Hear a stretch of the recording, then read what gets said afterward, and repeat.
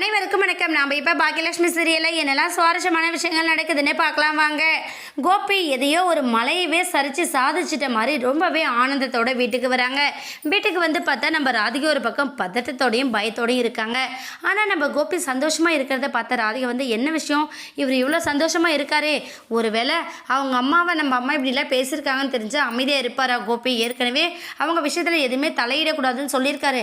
இப்போ அம்மா புதுசாக ஒரு 7:30 வேற இழுத்துட்டு வந்திருக்காங்களே அப்படிங்கிற மாதிரி நம்ம ராதிகா வந்து யோசிக்கிறாங்க. என்னாச்சு கோபி, ரொம்ப ஹாப்பியாக இருக்கீங்க அப்படிங்கிற மாதிரி கேட்க உடனே கோபி வந்து, ராதிகா நான் இன்னைக்கு உண்மையிலே ரொம்ப சந்தோஷமாக இருக்கேன். அந்த பாக்கியாவுக்கு கூடிய சீக்கிரம் கோபிநாத் யார் அப்படிங்கிறத ப்ரூவ் பண்ண போகிறேன். புதுசாக பிஸ்னஸ் பண்ணுறேன், அதை வச்சு தான் டெவலப் பண்ணிக்கிட்டேன்னு சொல்லிட்டு ரொம்பவே ஆடிக்கிட்டு இருக்கால, அவளோட ஆட்டத்துக்கெல்லாம் ஒரு முற்றுப்புள்ளி வைக்கிற விதமாக நான் ஒரு ஷெப்பை அரேஞ்ச் பண்ணியிருக்கேன். அதுவும் என்னோட ஷெப் வந்து பாக்கியாவோட ரெஸ்டாரண்ட்டில் ஒர்க் பண்ணிக்கிட்டு இருக்காரு. அங்கே என்னெல்லாம் நடக்குது, எந்த மாதிரிலாம் அவங்களோட ஃபுட்டோட குவான்டிட்டி அண்ட் குவாலிட்டி எல்லாம் இருக்குது அப்படிங்கிறத செக் பண்ணுறதுக்காகவே அவர் அனுப்பியிருக்கேன். தர மட்டமாகி அவள் அடிமரத்துக்கு போகணும். அப்போ தான் யாரும் இல்லாமல் தனி மரமாக அவளால் நிற்க முடியும்.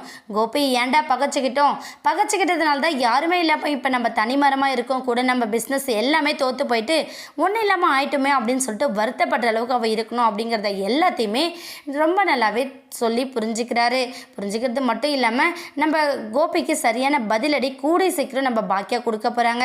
ஒரு பக்கம் நம்ம ராதிகா வந்து ரொம்ப ஃபீல் பண்ணுறாங்க. என்ன கோபிக்கு இப்போ உண்மை தெரிஞ்சால் என்ன பண்ணுறது, நம்ம எப்படி சொல்கிறது அப்படிங்கிற ஒரு பதட்டத்தோடவே நம்ம ராதிகா இருக்காங்க. ஆனால் கோபி வந்து எதையோ சாதிச்சிட்டோம் அப்படிங்கிற தென்னாவிட்டாலும் இருக்காரு. இன்னொரு பக்கம் நம்ம பாக்கியா கடுமையாக உழைச்சிக்கிட்டே இருக்காங்க. அடுத்தவங்க சொல்கிறாங்களா நீங்கள் வராமல் இருக்கக்கூடாது, வாங்க வெளியில் போகலாம் அப்படின்னு சொல்லிட்டு நம்ம ஈஸ்வரியை வம்படியாக இழுத்துட்டு நேராக ரெஸ்டாரண்ட் போகிறாங்க.